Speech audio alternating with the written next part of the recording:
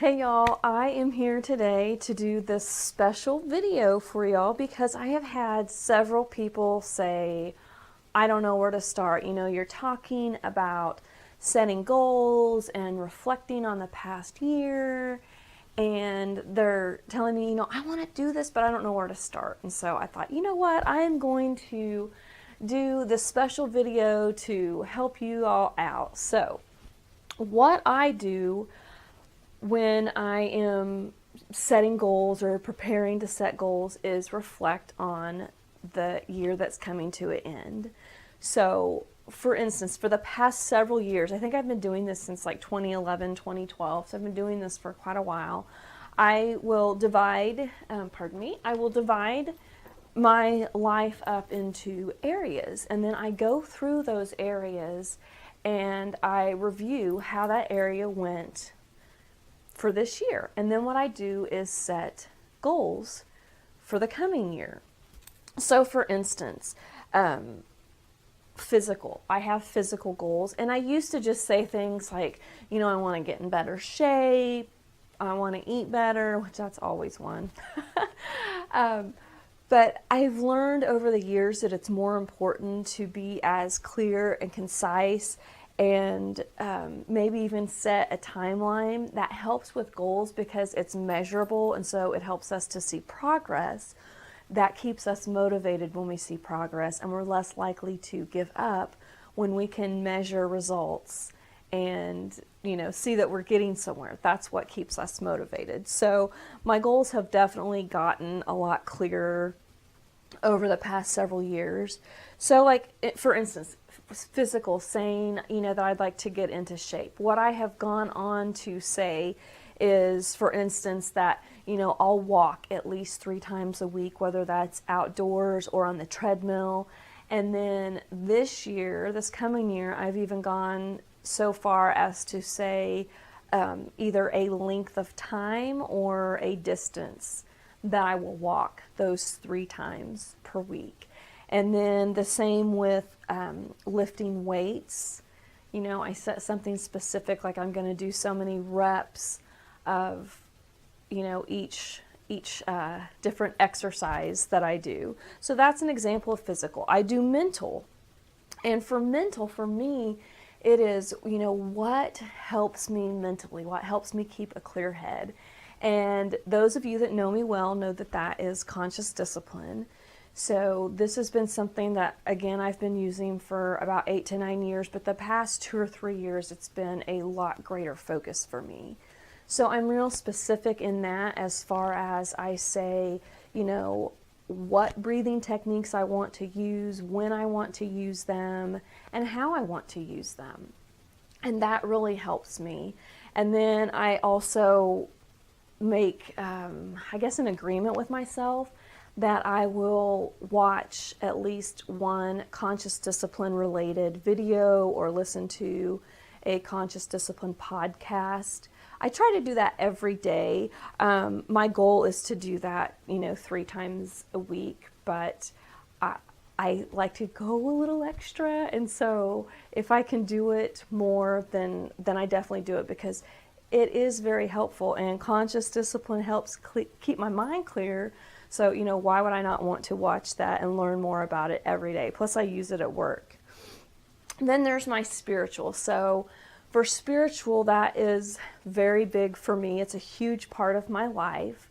I start out every single day when I wake up thanking God for all the blessings that I have in my life, for my family, for my health, my job, opportunities, all those things. I try to do this every single day, even if it's brief. I start the day as soon as I open my eyes by thanking God for everything that I have in my life, and that is huge. And then I have spiritual goals as far as how much I'm exposed to the Word of God. I listen to it in my car. I study the Word. And for instance, for 2018, I definitely have a goal to do more devotionals, because I find that I get a lot out of devotionals. It really helps me to understand the Word better, and get some different perspectives and ideas on the Word. So I definitely have that goal for 2018.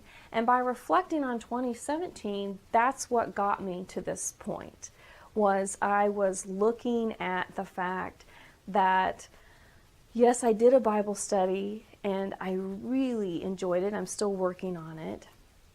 And so that helped me see, like, hey, this is something that really speaks to your heart and really helps you grow and get closer to God. So that's where that goal came from.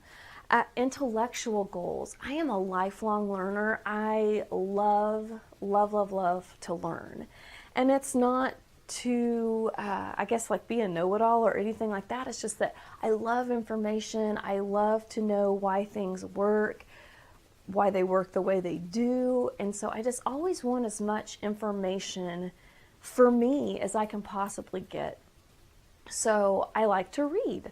That's one of my favorite things to do, but I am not consistent with it. And again, in reflecting on this past year, that's what I've come to realize. I didn't read near as many books as I had set a goal to read. So instead of this coming year making a goal for a number of books to read, my goal is to read daily. If even for 5 minutes, preferably at least 15 minutes or maybe a chapter. But again, I'm going to get real specific about those goals so I can measure it. Emotional. When it comes to emotional goals, I just want to focus on keeping my love tank full and the love tank of everyone around me full. And some of you may be asking, what does that mean, keeping a love tank full? It just means that I am being helpful to those around me in any way that I can, and showing my love and affection, compassion, empathy, all of those things to the people around me. Because think about it, if I keep my love tank full and I'm happy and healthy and I'm sharing that with everyone around me, then life's going to be a lot more positive. I didn't say easy, I just said positive. Financially, this is a tough one, I feel like, because every year I say, I'm going to save this, I'm going to get out of debt, blah, blah, blah, blah. I've even had plans for this. I don't fully carry them through. I start on them. Now, I do have savings. I have paid bills off, especially medical bills. But this is something that I haven't got to this point yet for setting my goals for next year, but I am going to get more specific and more measurable when it comes to finances, to finally say bye-bye to debt, because it is doable. Then relationships. When it comes to setting goals for relationships, it might seem kind of corny to some people. You're like, set goals for relationships? But yes, what I do is I take each relationship that I'm in, starting with my relationship with God, which obviously ties into the spiritual, but I look at each relationship and I'm like, how, do I feed into this relationship? What more can I give to this relationship? I'll do that with my spouse, with my kids and my bonus kids and my extended family. And then it even goes into the workplace and church. How can I build these relationships? Because relationships really are the key to everything. If we don't have strong connections and strong relationships, then no one's going to like us or trust us or want to have relationships with us, because we've got to build those strong connections. It's so important.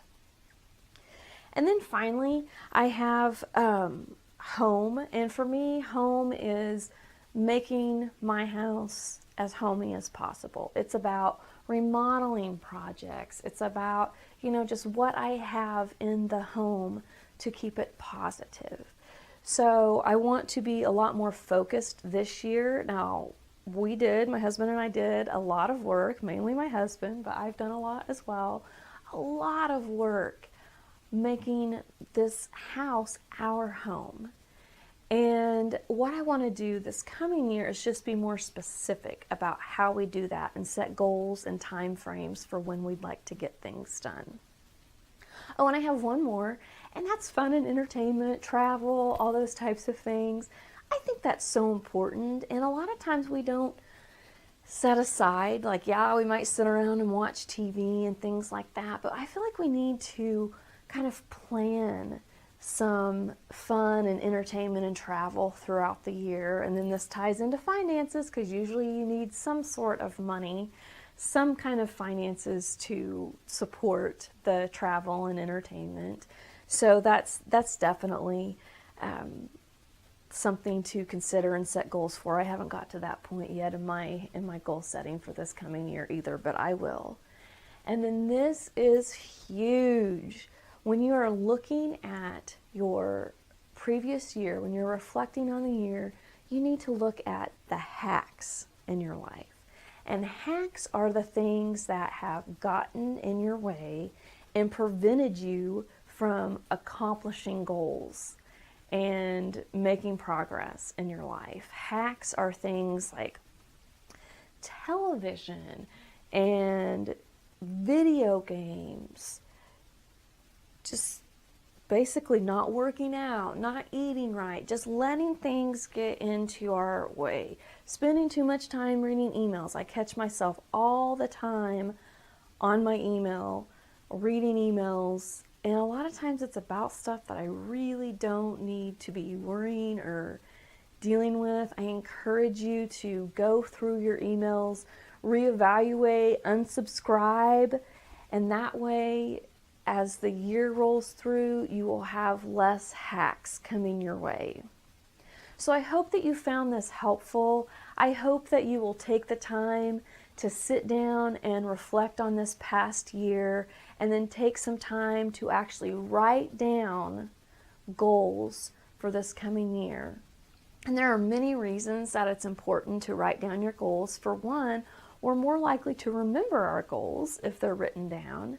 And another reason is it helps, again, with this reflection process, because if I hadn't written all of this stuff down, I don't think I would have remembered specifically, especially when I have gotten so much clearer and specific about what it is that my goals are. You know, yeah, I probably could have thought of all the areas that I set goals in, but not those specifics. So it's really important to write them down. And another thing is you can review your goals throughout the year when they're written down. So I hope you accept this challenge and reflect on your year.